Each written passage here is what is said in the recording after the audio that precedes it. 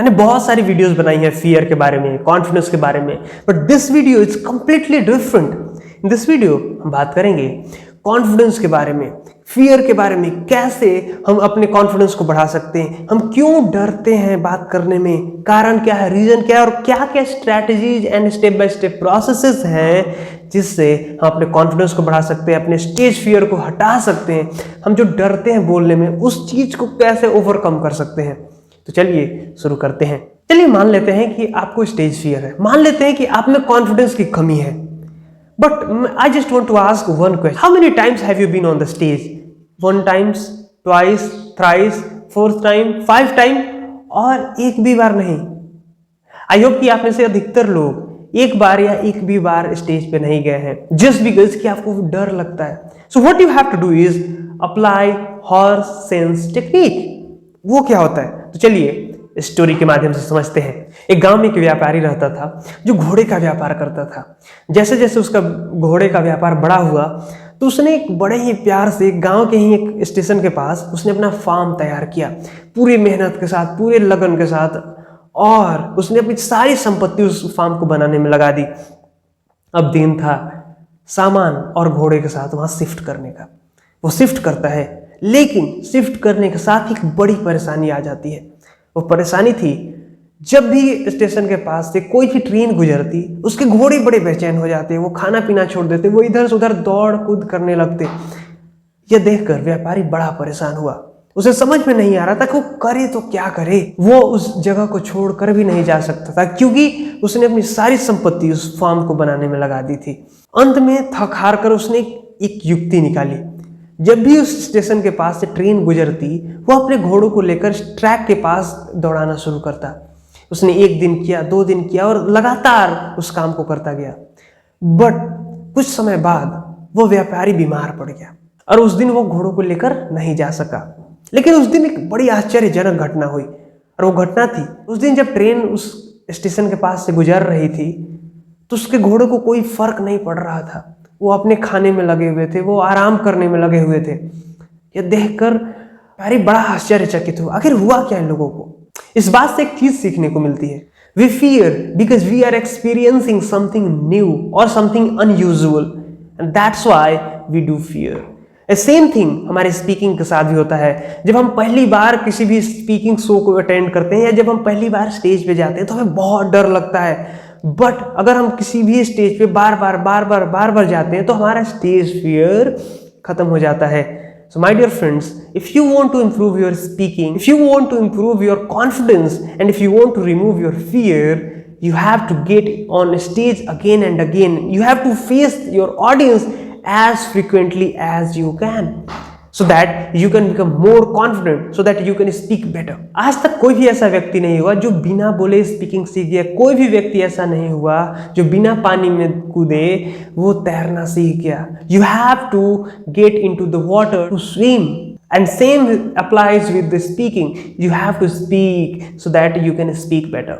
अगर आपको शुरुआती दौर में बात करने में डर लग रहा है या शुरुआती दौर में आप अच्छे से बात नहीं कर पा रहे हैं, there is no issue with that. Just keep doing again and again because you have to focus on improving every day by 1%. आज जो भी एक्सपर्ट स्पीकर है ना, वो भी एक दिन एक बिगिनर थे, वो भी आप ही के जैसे डर रहे थे, but they have overcome it by speaking. So do the same. दूसरा point, be absorbed by your subject. बोलते हैं ना डूब जाना, किसी भी सब्जेक्ट में इतना डूब जाओ कि किसी और चीज को सोचने का मौका ही ना मिले। जब भी आप स्टेज पे हो, feel about your subject, feel about what you are speaking, feel the excitement to share, and that's how you get absorbed into your subject. अगर मैं आपसे पूछूं इस बॉटल से हवा कैसे निकालेंगे, आपका ऑब्वियस सा जवाब होगा इस बॉटल में पानी पूरा भर करके। Right? You are right my dear friends. इस बॉटल में पानी को पूरा भरकर ही हवा निकाली जा सकती है। You have to do the same. अगर आपके माइंड में बहुत नेगेटिव थॉट चल रहे हैं, बहुत सारी चीजें आ रही हैं, सो आपको भी वो सारी नेगेटिव चीज को निकालने के लिए आपको पॉजिटिव चीज ऐड करना होगा। आपको टॉपिक्स के बारे में सोचना होगा, आपको एक्साइटमेंट अपने अंदर भरनी होगी। Feel your mind with thoughts of your topic, feel your mind with excitement, ताकि आपके माइंड में डर और कॉन्शियसनेस के लिए जगह ही ना बचे। अगर इसके बावजूद भी आपको डर लग रहा है तो मैं एक दूसरे एग्जाम्पल से आपको समझाता हूँ। मान लेते हैं आप एक थिएटर में बैठकर मूवी देख रहे हैं। और इंटरवल में आप बाहर जाते हैं और आप बाहर देखते हैं कि बाहर आग लगा हुआ है, चारों ओर लोग दौड़ रहे हैं इधर से उधर, तो उस टाइम आप क्या करेंगे? आप दौड़कर अपने थिएटर में आएंगे और लोगों को बताएंगे कि बाहर आग लगी हुई है, आप जल्दी बाहर निकलो। आप सबको रास्ता दिखाएंगे। Will you do that? Yes yes my dear friend, आप लोगों को रास्ता दिखाएंगे बिना ये सोचे कि आप कैसा दिख रहे हैं, कैसे बात कर रहे हैं, आपका बॉडी लैंग्वेज क्या है, आपका मेकअप कैसा है। आप इस सारी चीजों के बारे में ध्यान नहीं देंगे, right? Because important thing over here is what you are saying is you drive you to remove your fear।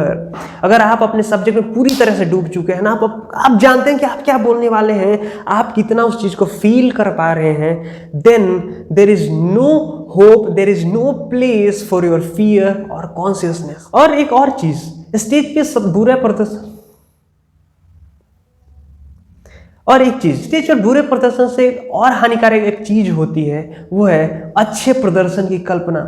Right now आप एक अपने लेवल पे हो और आप एक्सपेक्ट कर रहे हो कि you will do much better than that. आप किसी व्यक्ति को देखकर इमेजिन कर रहे हो कि आप भी वैसे ही बात करोगे। No man, don't expect that, just give your best. Expect that you will give your best, nothing else। If you feel that you are giving your best, you will have confidence without any fear। My third point is have something to say।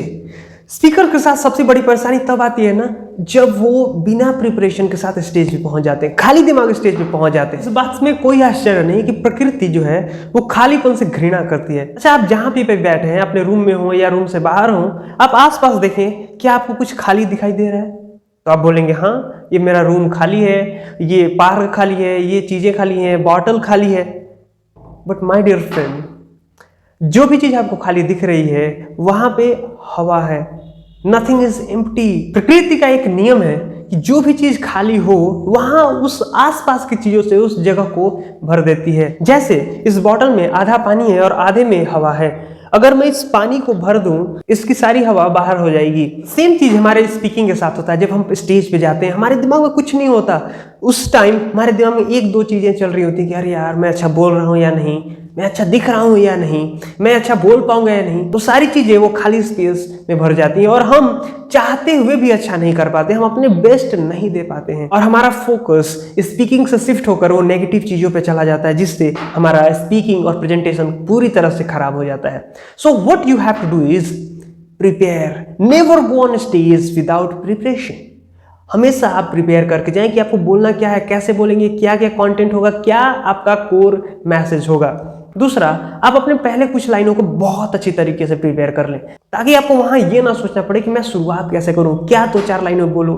और इससे एक और चीज होगा कि आप confidence मिलेगा कि हाँ, अब मैं बोल सकता हूं, अब मैं अपने आप को प्रेजेंट कर सकता हूं। जब आपकी स्पीच पे कमांड होगा, you will feel more comfortable, you will feel more powerful, more confident and you will have no fear। तो चलिए बात करते हैं हमारे next point, expect your success.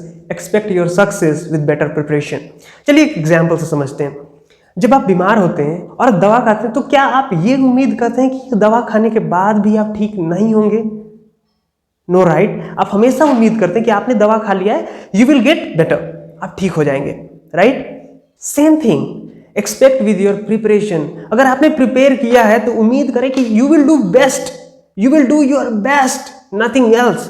Because I have prepared my self, I know my content, I will do wonders, I will do my best. चलिए एक और कहानी से समझाता हूँ। एक बार एक व्यक्ति को अवार्ड फंक्शन में स्पीच देने के लिए बुलाया गया।